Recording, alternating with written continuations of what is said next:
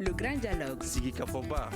Edouani Ouamakaran. Le Grand Dialogue, l'émission de débat du studio Tamani sur votre radio. Chenni Beri. Halud Mauni. Chenni Beri. Sigi Kafoba. Le Grand Dialogue.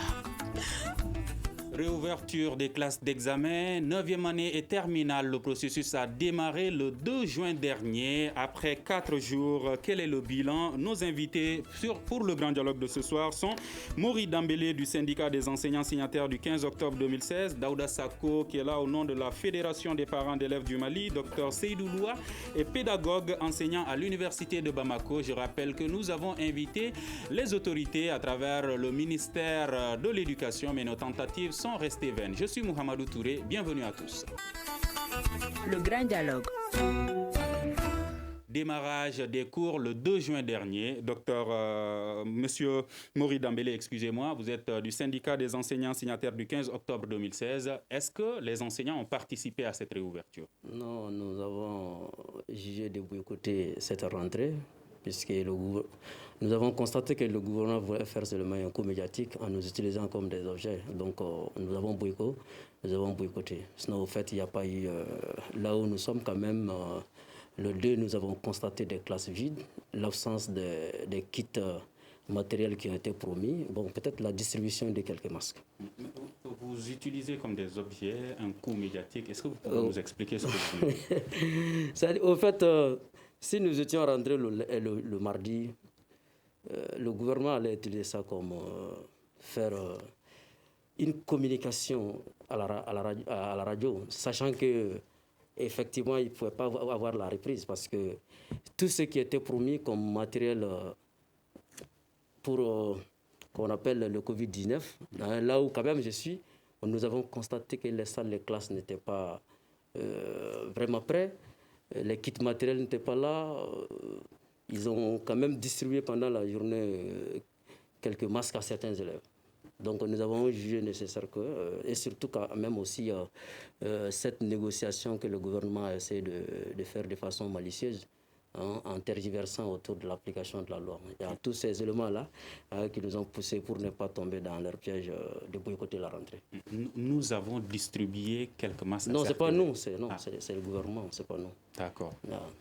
Monsieur Daouda Sako, est-ce que vous pensez que cette non-participation des enseignants signataires du 15 octobre qui ont décidé de boycotter la rentrée, est-ce que c'était justifié? Merci bien, M. Touré, pour nous avoir conviés sur ce plateau pour parler de la problématique de la rentrée scolaire, qui officiellement avait été prévue pour le 2, mais malheureusement, il y a eu beaucoup d'établissements qui sont restés sans les professeurs. Cependant, nous, parents d'élèves, on ne s'attendait pas à l'absence des professeurs dans les lycées. Parce que le lundi, nous avons rencontré monsieur le ministre de l'Éducation nationale. Lundi 1er juin. Oui, pour faire le point des préparatifs de la rentrée. Aussi bien les équipements contre la pandémie. Bon, là, on en avait déjà parlé, mais il fallait nous dire à l'état actuel où est-ce qu'ils en étaient. Il y avait quand même quelques insuffisances, mais c'était un début. Il fallait s'y attendre. Comme peut-être on aura à en parler, parce que le 2, beaucoup de membres de la fédération qui étaient disponibles ont fait le tour des établissements de leur commune pour voir réellement ce qui s'y passe. Alors je disais que nous, on ne s'attendait pas à l'absence des professeurs parce que on ne nous a pas exhibé un préavis de grève des enseignants. Nous sommes allés avec l'idée que, avec la pandémie, les écoles étaient restées fermées, mais que les enseignants, même s'ils étaient en période de conciliation avec le gouvernement, après une période quand même, la grève pour nous était finie, mais les négociations devaient continuer. Alors, le 2, pour nous, il devrait reprendre, quitte à émettre un préavis de grève, comme quoi on n'a pas eu satisfaction. cela n'a pas été fait, vraiment, à notre grande déception. Et c'est ça qui aurait dû être la voie normale. On rentre, on travaille, on émet un préavis de grève. Au bout de 15 jours, s'il n'y a pas de réaction ou autre, alors on va en grève. C'est ça la voie normale. Donc, comme cela n'a pas été fait, j'ai fait le tour des établissements qui étaient, dont je suis le président de l'APE, comme au lycée Askia par exemple, où vraiment c'était vide.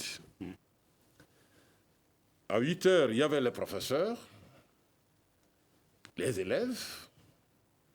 Après, il y a eu une petite rencontre de quelques minutes dans la salle des professeurs du lycée Askia. Après, tous les professeurs sont partis. Les élèves ont attendu une dizaine, vingtaine de minutes. Après, eux aussi, ils ont abandonné l'établissement, ils sont partis. Mais quand j'ai fait une observation sur les kits de lavage de mains et puis les masques, le proviseur m'a fait savoir que tous les élèves quand même étaient avec le masque. Et on va y revenir concernant les gestes, les mesures barrières contre la Covid-19. Docteur Seydou Loua, réouverture des classes d'examen dans ce contexte de crise scolaire et de crise sanitaire également. Est-ce que cette réouverture est justifiée selon vous? Bien, merci beaucoup pour cette invitation, pour ces énièmes débats sur l'école malienne. Et je dis bonjour à tous ceux qui nous écoutent et à tous ceux qui nous regardent. Effectivement, le gouvernement a décidé que la rentrée aurait lieu le 2. Bon, je pense qu'on a suivi un peu certains pays qui nous entourent, plus aussi quelques pays européens qui, malgré la pandémie, ont décidé quand même d'ouvrir les écoles, mais en respectant beaucoup de mesures barrières, notamment les gels, les masques, la distanciation et autres. Bon, concernant la grève des enseignants, parce que c'est de cela qu'il s'agit réellement, l'école devait ouvrir, c'est vrai. Avec la pandémie, ils ont décidé que ce sera seulement les classes d'examen qui vont ouvrir, parce qu'il faut de la distanciation, parce que aussi il n'y a pas les enseignants. Je pense que le gouvernement avait prévu ce coût-là des enseignants. Raison pour laquelle ils ont décidé à ce que seulement les classes d'examen ouvrent. Parce qu'ils comptaient réellement sur les volontaires qu'ils ont recrutés pour tenir les classes d'examen. Mais en réalité, c'était ça en fait l'objectif. Ils savaient pertinemment, monsieur le collègue a raison, les enseignants normalement ne sont pas en grève parce que les préavis sont terminés. Normalement, ils devaient rentrer pour déposer un autre préavis. Mais le gouvernement, je pense, a bien senti ce coup-là des enseignants qu'ils n'allaient pas rentrer. Donc, ils ont décidé que les classes d'examen seulement ouvrent pour essayer de conduire le reste de l'année à bout avec les volontaires. Mais ce qu'on peut dire est que ces volontaires-là, malheureusement, ne peuvent pas tenir l'année jusqu'au bout. Parce que tout simplement, ils ne sont pas nombreux. Ça, c'est la première chose. Deuxième chose, les nouvelles recrues-là ne sont pas assez rodées pour le moment pour tenir les classes d'examen. Donc, on est quand même rentré pour peut-être faire un coup médiatique ou pour montrer à la communauté nationale, internationale, que le Mali aussi a ouvert ses écoles. Mais en réalité, c'est tout simplement de la figuration. Parce que monsieur vient de le dire, beaucoup d'écoles sont restées fermées. Les anciens ne sont pas venus, les élèves ne sont pas venus. Et on ne doit pas se limiter seulement aux écoles publiques. Il y a les écoles privées aussi. Et moi, je connais des écoles privées, notamment des lycées privés, qui ne sont pas rentrés, pas parce qu'il y a la pandémie, pas parce que les enseignants sont en grève, mais tout simplement parce que les promoteurs n'ont pas payé les enseignants depuis le début de l'année. Moi, je connais des lycées privés dans cette situation. Les enseignants sont venus à l'école, mais ils ont refusé de rentrer dans les classes parce qu'ils veulent qu'on les paye. Donc, les écoles privées aussi sont dans ces situations. Donc, nous pouvons dire que l'école malienne, en général, aujourd'hui, est dans une crise tellement profonde que ça nécessite vraiment une analyse assez profonde. Et on ne doit pas se limiter seulement aussi aux écoles dans les grandes villes. Il ne faut pas oublier les villages. Et dans ces villages, ce n'est pas seulement le problème de la grève des enseignants ou le problème de la pandémie qui va empêcher l'ouverture des écoles. L'hivernage commence. Et on va y revenir tout à l'heure avec notamment notre correspondant à Koutiala, David Koulibaly. Monsieur Mouri Dambélé, vous n'êtes pas en grève, mais vous ne rentrez pas en classe. Est-ce que vous pouvez expliquer? J'ai dit nous avons boycotté. Nous sommes des pédagogues, nous ne sommes pas des démagogues. Depuis l'autre jour, je vous ai dit que le gouvernement est en train de faire un jeu de la pédagogie, de la démagogie. Nous ne serons pas objets de ça. C'est tout simplement ça. Et puis la façon réellement de négocier la loi pendant ces derniers temps nous a montré réellement la mauvaise foi du gouvernement à ne pas l'appliquer. Ça ne nous met pas dans des dispositions vraiment à accompagner. Et surtout, si nous avons boycotté, c'est parce que le ministère de l'Éducation nous a boycotté d'abord. Le ministère de l'Éducation, pendant toute cette procédure de la rentrée, a invité les partenaires de l'école. Les syndicats n'ont pas été invités, c'est comme s'ils ne sont pas des partenaires de l'école. Alors que vous dites que vous vous attendiez à ce que vous appelez le coup médiatique, du gouvernement. Oui. Pourquoi vous n'avez pas donc anticipé en déposant un préavis de grève? Non, on ne va pas déposer un préavis de grève parce que les négociations étaient en cours, effectivement. Les négociations étaient en cours et les négociations sont toujours en cours. Donc à partir de là, nous n'allons pas déposer un préavis. Si le gouvernement s'attelle seulement à appliquer la loi en ce moment, on ne peut pas vraiment déposer un préavis, puisque les négociations sont déjà en cours, quoi. Tant que les négociations sont en cours, on ne peut pas déposer un préavis. Monsieur Sako, est-ce que vous sentez une mauvaise volonté des deux côtés, que ce soit du gouvernement, que ce soit des enseignants signataires du 15 octobre? Bien, merci bien. La dernière fois, j'ai parlé de cette volonté mal partagé entre les syndicats et le gouvernement, vu le temps que l'école a mis pour être fermée jusqu'à aujourd'hui. Donc s'il y avait une volonté réelle des deux côtés, on serait quand même arrivé à un point d'accord. Mais je voudrais rectifier un peu ce que monsieur... j'ai oublié, vous me rappelez. Docteur Seydou Loua ou... Oui, Loua vient de dire, vous savez, à aucun moment, à travers nos rencontres avec le ministre, surtout pour les préparatifs de l'ouverture des classes, il n'a pas été question de volontaires. Et le ministère et les parents d'élèves, on s'est basé sur les professeurs titulaires. Donc, on n'avait pas fait allusion à l'usage des titulaires, des volontaires, pour remplacer les titulaires. En tout cas, ça, ce n'était pas sur la table. Donc, c'est pour rectifier cela. Comme il a dit, les volontaires, moi, je ne les ai pas rencontrés, je ne sais pas quelles compétences ils ont. Donc, vous pensez que ce n'était pas quelque chose qui avait déjà été décidé, c'est parce que les enseignants signataires du 15 octobre ont boycotté que le gouvernement se sont rabattus sur les volontaires. Ça, c'était avant. Mais en tout cas, pour le 2, on ne s'attendait pas à un boycott de la part de la synergie. Parce que, comme je l'ai dit, il n'y avait pas eu émission de préavis de grève à partir du 2, ou bien qui entre dans la période du 2 et en amont. Mais M. Loua a souligné une autre chose qui est le nombre limité, selon lui, des enseignants volontaires et également la faible capacité des nouvelles recrues. Alors, est-ce que vous pensez aujourd'hui que cela pose problème par rapport à l'enseignement avec ces classes d'examen? Bien, il faut faire une évaluation succincte du nombre des enseignants qui peuvent tenir les classes. Parce que, vous savez, même pour le titulaire, et on l'a beaucoup critiqué. Il y a des titulaires qui se spécialisent pour les classes de 10e. Ce n'est pas normal. Des titulaires qui se spécialisent pour les classes de 11e. Ce n'est pas normal. Des titulaires qui se spécialisent pour les classes d'examen. Ce n'est pas normal. On est professeur d'enseignement secondaire, c'est de la 10e année à la terminale. J'ai enseigné au lycée de 78 à 86. Mais si ce n'est pas normal, n'est-ce pas le gouvernement qui en est responsable? Non, mais c'est l'administration scolaire qui favorise ce genre de hiérarchie au niveau du corps professoral. Alors, donc, un professeur vient, non, moi je suis spécialiste de 10e. Ce n'est pas normal. Comme je dis, j'ai été inspecteur général pendant près de 15 ans au niveau de l'enseignement de l'éducation nationale. Et on va y revenir. On va à Mopti retrouver notre correspondant Mamoudou Bokoum. Mamoudou Bokoum, vous êtes notre correspondant à Mopti. Aujourd'hui, quelle est la situation? Comment se déroule ce processus de réouverture des classes d'examen dans la région? Bonjour, écoutez, l'ouverture des classes a été annoncée officiellement. Effectivement, les classes ont été ouvertes, mais il n'y a pas eu de cours. Donc, je ne sais pas, est-ce qu'on peut dire que les classes sont ouvertes? En tout cas, les salles sont ouvertes, les élèves et étudiants partent à l'école, mais malheureusement, la présence des enseignants n'est pas du tout effective. Alors, ce qu'on peut dire, c'est que les enseignants continuent à être en grève parce qu'ils ne sont pas venus pour dispenser des cours aux élèves. Ça, c'est au niveau des écoles publiques.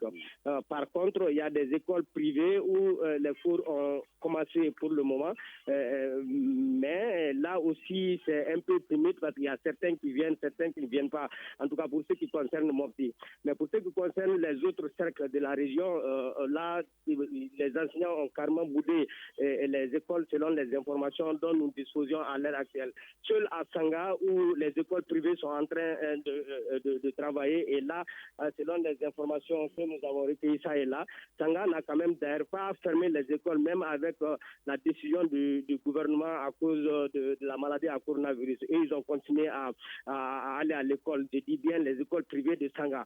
Mais à part ça, toutes les écoles, l'administration est présente, les élèves sont là, mais malheureusement, les enseignants ne sont pas là. Donc, on ne peut pas dire qu'il y a eu réouverture de l'école après la décision du gouvernement. Avez-vous des informations par rapport au respect des mesures barrières dans les écoles privées où la réouverture a été une réalité?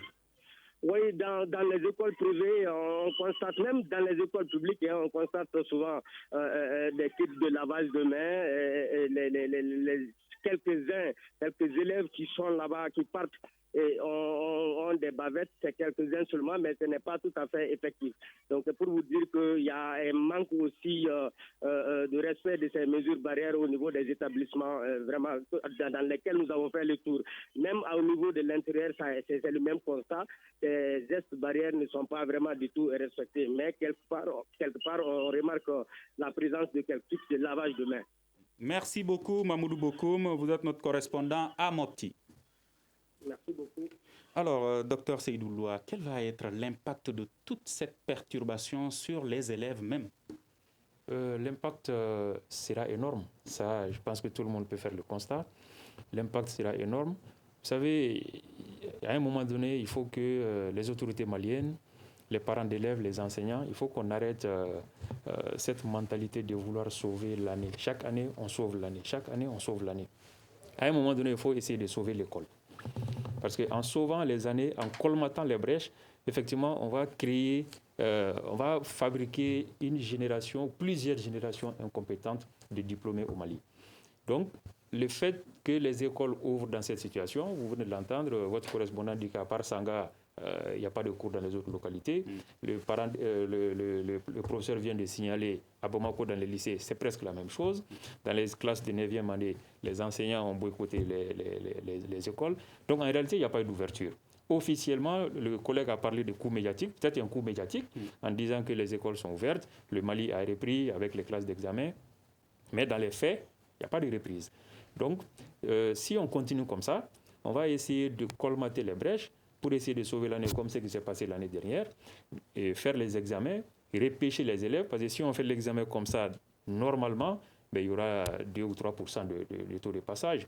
Mais on va repêcher, on va faire semblant, la politique de l'autruche, faire comme si tout va bien, mais alors en réalité, tout le monde sait que ça ne va pas. Et ça, c'est depuis 1991, en réalité, l'école malienne est en crise. Donc il faut arrêter de sauver l'année, arrêter de sauver des années de 3 mois, de 4 mois, et essayer de sauver l'école. Sauver l'école, il faut la participation de tout le monde. Sinon, le niveau de l'élève malien aujourd'hui, le niveau de l'étudiant malien aujourd'hui est catastrophique. C'est vraiment catastrophique. Et ce qui se passe avec les diplômés, les Maliens sont maintenant partout au monde. Les Maliens vont étudier partout. Et ces Maliens qui vont étudier ailleurs reviennent. Ils reviennent sur le marché de l'emploi malien. Et ils vont compétir avec les élèves et étudiants qui ont été formés au Mali. Et ces élèves et étudiants qui ont été formés au Mali avec 3 mois d'année scolaire, 4 mois d'année scolaire, sortent avec un diplôme. Mais la compétition est intenable pour eux face à quelqu'un qui a étudié en France et qui est revenu avec le même diplôme. Donc, on va former des élèves, des étudiants incompétents qui vont directement au chômage. Donc l'impact en réalité est énorme sur le niveau des apprenants, sur le niveau des diplômés, sur la société dans son ensemble. Parce que si l'école ne fonctionne pas, où tout le monde peut faire le constat, en réalité, l'éducation est le socle du développement du pays. Si on forme des incompétents, ce sont des incompétents qui vont se retrouver dans des postes et rien ne pourra marcher. Donc à un moment donné, il faut vraiment qu'on arrête de se leurrer, qu'on arrête de faire semblant et que tout le monde, comme un seul homme, comme on a l'habitude de le dire, que tout le monde ait en tête que l'éducation est une priorité nationale et que tout le monde travaille dans ce sens. Les parents d'élèves, c'est vrai, ils font beaucoup d'actions qui ne sont pas très médiatisées, c'est vrai, mais moi je pense que les parents doivent s'impliquer davantage. Les parents doivent s'impliquer davantage. L'État doit aussi s'intéresser à l'école publique. L'État a délaissé l'école publique. Et l'État doit s'intéresser aussi aux écoles privées. On parle beaucoup d'écoles publiques, mais le niveau des élèves des écoles privées aussi est catastrophique, parce qu'il n'y a pas de contrôle, il n'y a pas de suivi. Le suivi qui doit être fait par les académies, par les CAP, n'est pas fait normalement, n'est pas fait correctement. Monsieur le collègue dit qu'il a été inspecteur pendant 15 ans, il doit en savoir quelque chose. Les écoles privées recrutent n'importe comment, rémunèrent les enseignants n'importe comment, enseignent des programmes qui n'ont souvent rien à voir avec le programme malien. Donc en réalité, l'école en général au Mali est dans des difficultés depuis plusieurs années. Donc ça a effectivement un impact terrible sur le niveau des apprenants et il est temps qu'on arrête de sauver l'année et qu'on essaie de sauver l'école. Et qu'est-ce qui bloque réellement les négociations entre les enseignants et les gouvernants? Bon, aujourd'hui, à partir du vendredi passé, nous avons fait d'autres pistes de négociation, pas dans la commission de négociation. Notamment, le président de l'Assemblée a décidé de s'impliquer. Mais malheureusement, même avec lui, nous restons toujours un peu bloqués malgré des concessions énormes que les syndicats signataires ont fait.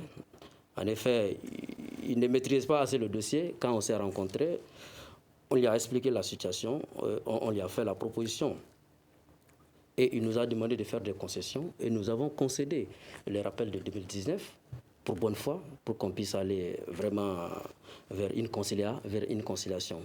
Malheureusement, nous avons proposé nos 1272 en 2020, puisqu'on a concédé déjà en 2019, les 1387 en 2021. Donc, il est allé, il dit qu'il a appelé le PM, le président de la République, après il est revenu. Il nous a fait des propositions d'échelonnement, des propositions d'échelonnement 1200 en 2020, 1200 en 2021, 1272 à partir de janvier et juin 2022 et 1387 à partir de juillet 2022. Donc, puisque, bon, je crois qu'ils ont utilisé notre communication, puisque nous avons dit, à partir du mois qui s'inscrivent dans le cadre de l'application de la loi, nous allons voir. Mais nous avons vu que, au fait, c'est une manière malicieuse de l'appliquer, puisque déjà, à partir de 1200, nous nous trouvons, c'est-à-dire au même niveau de la grille du statut général qui est la limite imposée par l'autre. C'était juste une manière de nous tromper en effet. Donc nous avons dit qu'en réalité, s'ils veulent vraiment aller dans l'esprit de l'application de la loi, nous sommes prêts à accepter l'échelonnement jusqu'en 2022.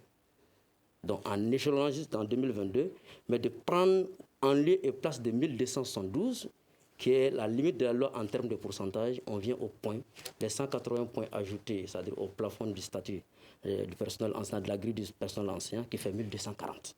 Donc là aussi, on a concédé 32 points.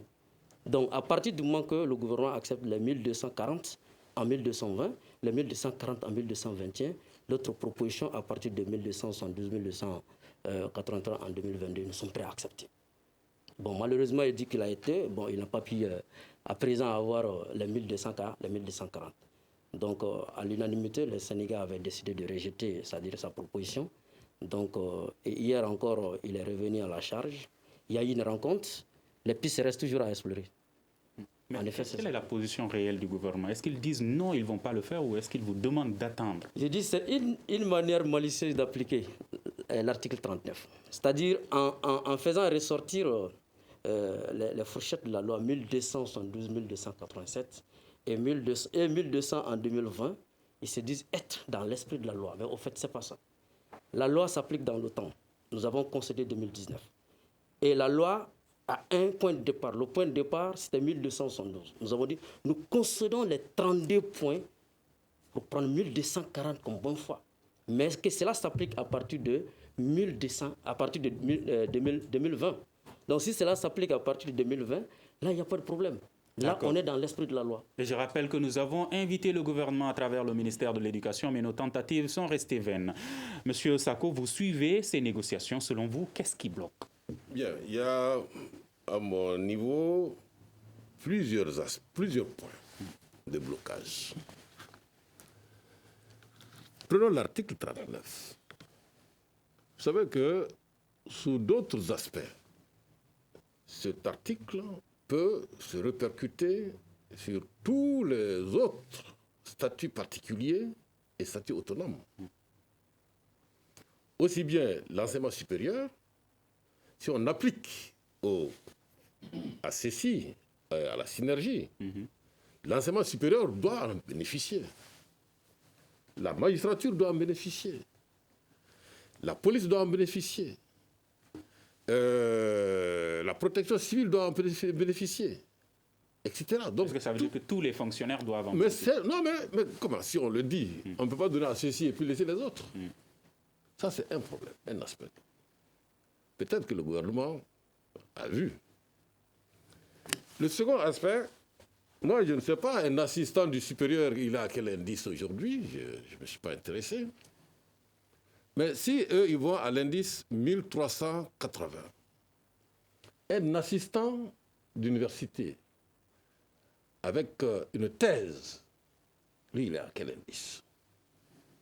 Donc, ça va être une répercussion en chaîne pour réajuster, parce qu'on ne peut pas payer au même taux indiciaire un professeur de l'enseignement secondaire qu'un assistant détenteur de doctorat au supérieur.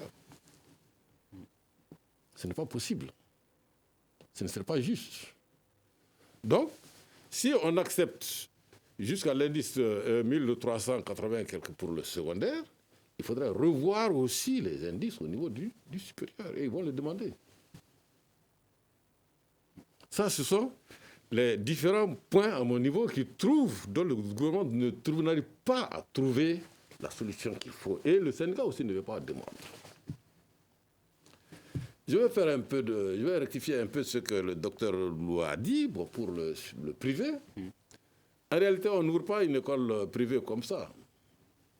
Il faut une autorisation à partir d'une inspection. L'inspection voit la structure, la composition de l'administration, la composition du corps professoral, les programmes, etc. Si les programmes sont les programmes officiels. Donc, ce sont les programmes officiels.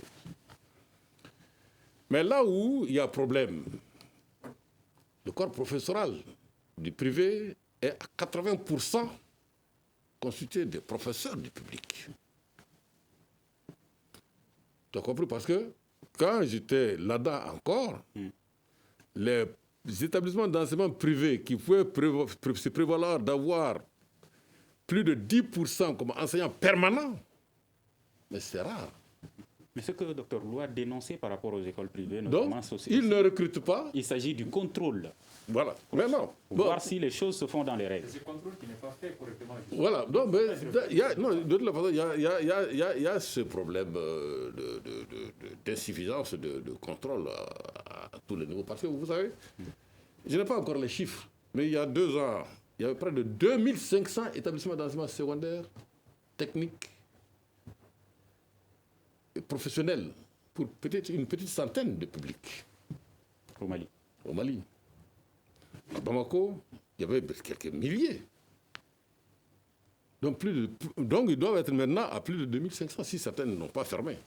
D'accord. On va à Koutiala. Il y a également l'hivernage qui peut constituer un problème par rapport à la réouverture des classes. On va retrouver David Koulibaly, notre correspondant. Monsieur Koulibaly? Effectivement, Mahamadou et à Koutiala, les classes ont effectivement réouvert le mardi passé, le 2 juin. Mais il faut reconnaître que c'était pratiquement au niveau des établissements privés.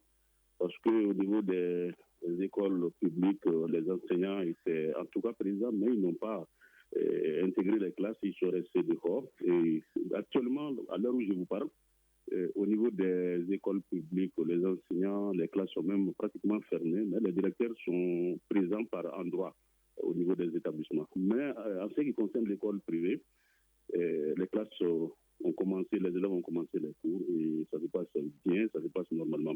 Et comme vous l'avez dit, l'inquiétude ici, Koutiala, c'est une zone d'agriculture, une zone agricole, si vous voulez bien. Et les parents s'inquiètent toujours. Vous n'êtes pas sans savoir que les enfants sont les bras valides de ses parents au niveau des champs, au moment de la saison pluvieuse. Alors, les parents s'inquiètent beaucoup et se demandent si toutefois on devrait continuer avec chaque année avec cette mesure, avec ce comportement au niveau des écoles, prolonger l'année scolaire avec les élèves et empêcher ces élèves d'aller aux champs cultivés à côté de leurs parents. Et c'est ce problème qui se pose ici. Mais qu'à cela ne tienne, les parents ont quand même décidé de laisser cette année les enfants faire l'école, les examens, les différents examens, mais demande à l'autorité de tutelle au niveau de Koutiala, à l'académie surtout, sinon au niveau national, de tout mettre en œuvre pour éviter de tels comportements dans les jours à venir, dans les années à venir. Sinon, les mesures barrières sont respectées au niveau des établissements privés. Chaque élève porte une bavette. On voit également par endroit des kits de lavage des mains. Et ensuite, la distanciation au niveau des classes est respectée partout où nous sommes rendus, en tout cas au niveau des établissements privés, parce que au lieu de 3 à 4 élèves sur la table banc, nous apercevons qu'il y a un peu partout 2 par table banc, soit une personne par table banc. Et ce qui veut dire que les mesures de distanciation et les barrières de lutte contre le coronavirus sont respectées au niveau des établissements publics et privés. Merci beaucoup, David Koulibaly. Je rappelle que vous êtes notre correspondant à Koutiala. Mais 2 élèves sur une table, est-ce que la distance d'1 mètre est respectée, Dr Loua? Ça dépend de la taille de table banc. Il y a des tables bancs classiques où 2 élèves sur une table, effectivement, il ne peut pas avoir 1 mètre entre les 2. Mais ça dépend de la taille du table banc. Donc c'est possible en fonction effectivement de la taille du table banc. Il a soulevé quelque chose par rapport à l'hivernage. Est-ce qu'aujourd'hui, le fait de poursuivre l'année scolaire, comme l'a déclaré le secrétaire général du ministère de l'Éducation, Kinana Gadega, jusqu'en novembre prochain pour rouvrir les écoles pour l'année prochaine en décembre, est-ce que ce sera possible surtout dans les zones agricoles? Bon, officiellement, ils vont le faire, mais en réalité, beaucoup d'enfants n'iront pas à l'école. C'est vrai, votre collègue vient de dire, les parents peut-être de Koutiala concèdent cela, mais ce n'est pas tous les parents qui vont le faire. L'année dernière déjà, l'année scolaire a été prolongée jusqu'au début de l'hivernage. Et il y a beaucoup de parents dans beaucoup de villages qui ont carrément refusé ce que les enfants aillent à l'école. Vous savez, il y a toujours des parents qui ne veulent même pas que leurs enfants continuent à fréquenter l'école. Et en plus forte raison, pendant l'hivernage. Donc ces parents réticents-là, effectivement, ont eu toutes les bonnes raisons pour demander à ce que leurs enfants ne retournent pas à l'école. Et c'était des enfants qui faisaient le DEV ou qui faisaient le bac et qui ont presque tous échoué. Moi, je connais un village dans le cercle de Kita où il y a eu un passant sur plus de 100 candidats au DEF. Il n'y a eu qu'un passant et c'était un redoublant en réalité. Et il y a eu beaucoup de cas comme ça. Pas parce que les élèves n'avaient pas un bon niveau, mais parce que les élèves n'ont pas suivi les dernières révisions qui se sont déroulées au début de l'hivernage. Donc c'est quelque chose qui n'est pas normal. Je ne dis pas que les parents ont raison de refuser à ce que les enfants aient à l'école, mais c'est à l'État, comme le collègue vient de le dire, c'est à l'État de s'organiser, c'est aux enseignants de s'organiser, c'est aux parents d'élèves de s'organiser pour éviter ces décalages de l'année scolaire pour aller vers l'hivernage. L'hivernage, c'est les vacances. Les bras valides des parents, ce sont les élèves. Et souvent, vous allez trouver dans une famille, tous les enfants qui doivent cultiver sont scolarisés. Et c'est pendant l'hivernage qu'ils reviennent pour cultiver et c'est ce qui permet à la famille de survivre ou de vivre en quelque sorte. Alors si ces enfants sont à l'école, il n'y a pas de travail dans les champs. S'il n'y a pas de travail dans les champs, il n'y a pas de récolte. Donc vous imaginez aussi les conséquences sur les familles. Donc en réalité, on va le faire officiellement, mais beaucoup d'enfants n'iront pas à l'école pendant l'hivernage. Vous avez parlé du niveau des élèves. Certains remettent en cause le niveau également de certains de ces enseignants. Évidemment, le problème de la compétence des enseignants est décriée depuis plusieurs années. On a beaucoup d'enseignants aujourd'hui, en réalité, qui ne méritent pas d'être devant les élèves. Et cela a commencé depuis la fameuse nouvelle école fondamentale. Quand on a dit un village, une école, non, ça c'était au niveau du PRODEC, un village, une école en 98, avec le président Alpha Oumar Konaré. Effectivement, ils ont commencé à construire des écoles dans les villages, mais il n'y avait pas eu d'enseignants. Alors les villageois ont trouvé des enseignants sur place pour essayer d'ouvrir leur école. Et souvent, ce sont des enseignants qui n'ont même pas le niveau DF ou bien qui n'ont pas le niveau bac et qui se retrouvent dans les classes d'examen en train d'enseigner aux élèves. Et ça, c'est un problème. Deuxième problème, les enseignants ne sont pas assez bien formés dans les instituts de formation d'enseignants au Mali. Et en plus de ces problèmes de formation, nous avons aussi le problème de formation continue. L'inspecteur, monsieur a été inspecteur pendant 15 ans, il le sait. La formation continue au Mali n'est pas faite correctement. Soit elle est entachée de corruption, soit il y a beaucoup d'enseignants qui ne participent pas, soit les formations en réalité sont organisées de façon officielle pour souvent 15 jours, pour souvent 20 jours, mais les enseignants vont, ils font 5 jours, ils ramassent les per diem et chacun rentre à la maison. Donc le problème de compétence de l'enseignant est décrié depuis plusieurs années. C'est une réalité. Et si l'enseignant est mauvais, cela va de soi que l'élève aussi soit mauvais, et ainsi de suite. Donc, en dehors du problème d'argent des enseignants, je suis tout à fait d'accord avec les collègues quand ils veulent réclamer une augmentation des salaires, mais il faut aussi parler de la compétence des enseignants. C'est vrai, on va donner de l'argent aux enseignants, mais il faut aussi leur demander des résultats. Et pour demander des résultats aux enseignants, ils doivent être dans de bonnes conditions. Donc, le système doit être effectivement organisé de telle sorte que les élèves, les enseignants soient dans les bonnes conditions. Et c'est en ce moment qu'on peut demander des résultats aux enseignants. Et c'est en ce moment qu'on peut demander des résultats aux élèves. Mais si rien ne marche correctement, c'est difficile effectivement de réclamer quoi que ce soit. Mouri Dambélé, qu'avez-vous à dire par rapport à cette compétence de certains enseignants qui est remise en cause? Non, bien avant de répondre à cette question, vous me permettez d'apporter quelques informations ou des éclaircissements par rapport à ce que le doyen a dit. En ce qui concerne l'application de l'article 39, le semblant n'existe pas dans tous les statuts autonomes. Le semblant n'existe pas, ça existe au statut de l'enseignement supérieur, ça existe également chez les magistrats. Les autres, les statuts que nous détenons, l'article n'existe pas. Donc, ça ne veut pas dire que de façon automatique, quand on accorde aux enseignants, il doit y avoir une répercussion chez tout le monde. Ça, c'est un autre aspect.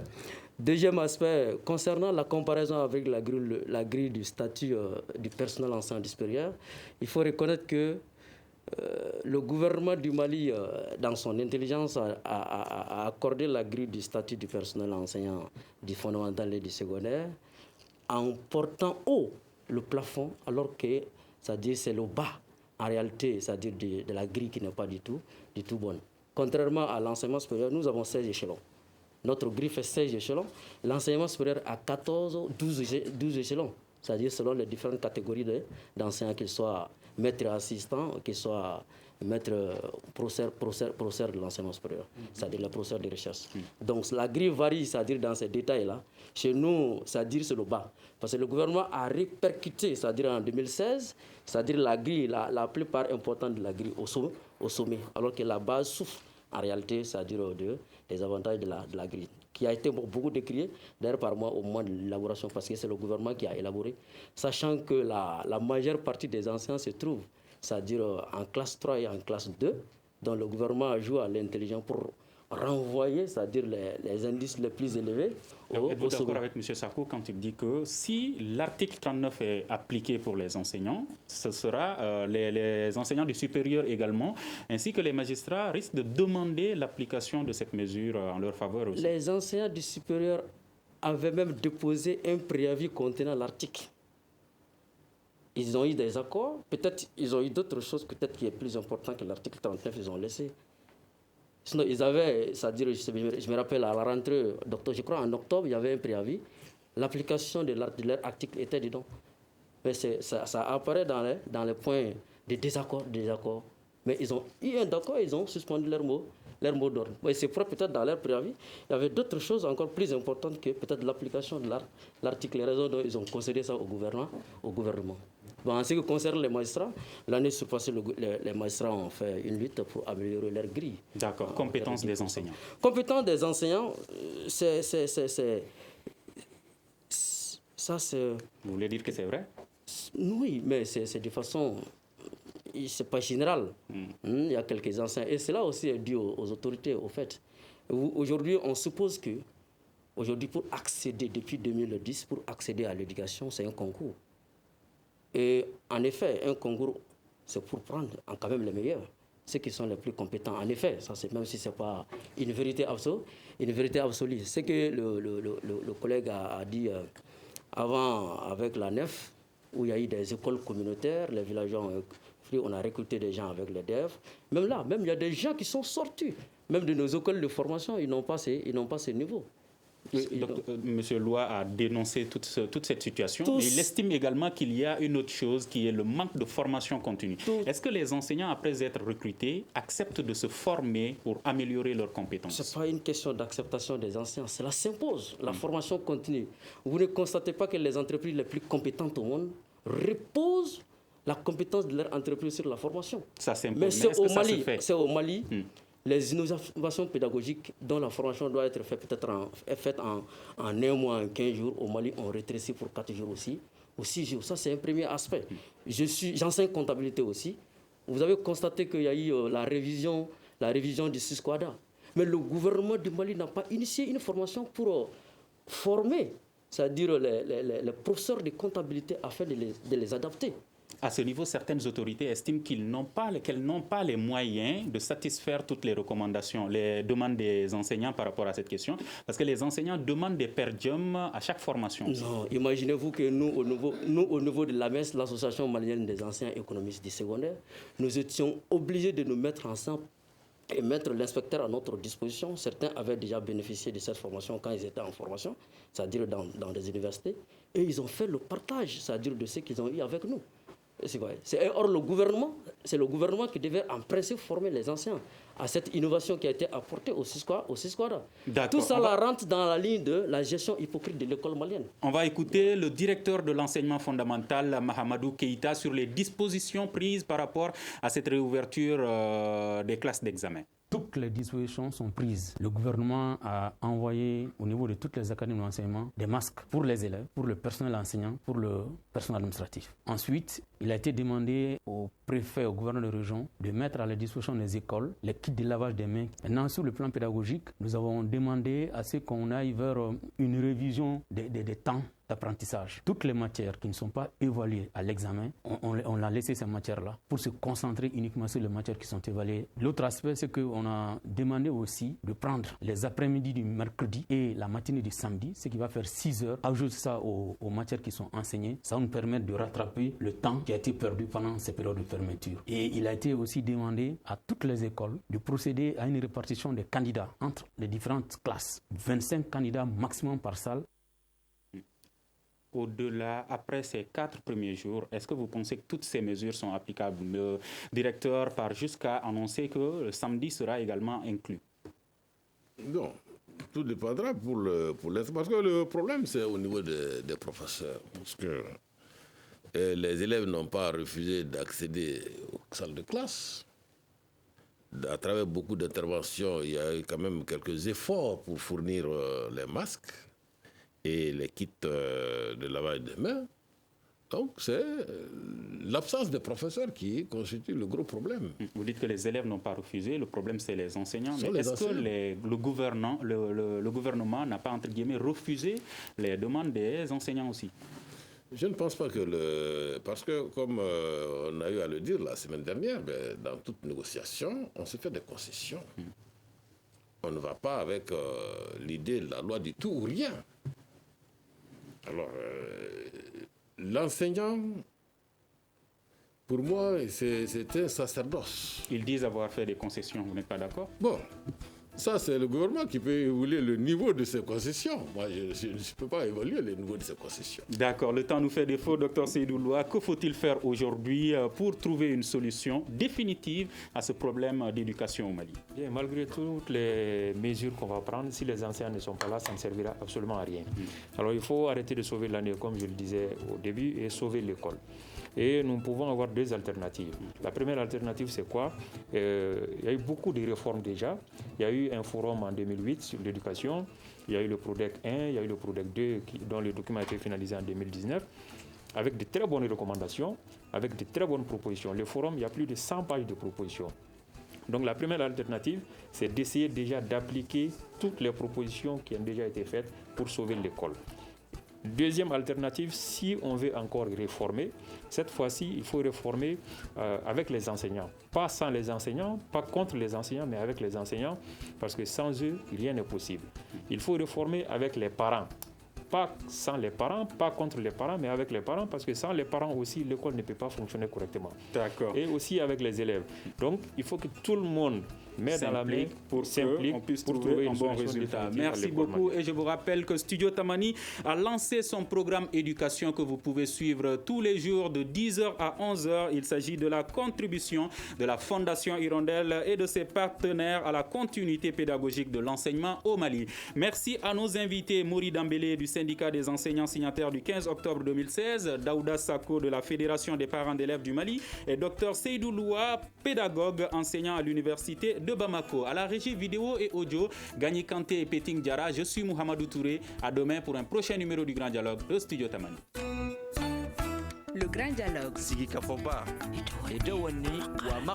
Le Grand Dialogue, l'émission des débats du Studio Tamani sur votre radio. Le Grand Dialogue.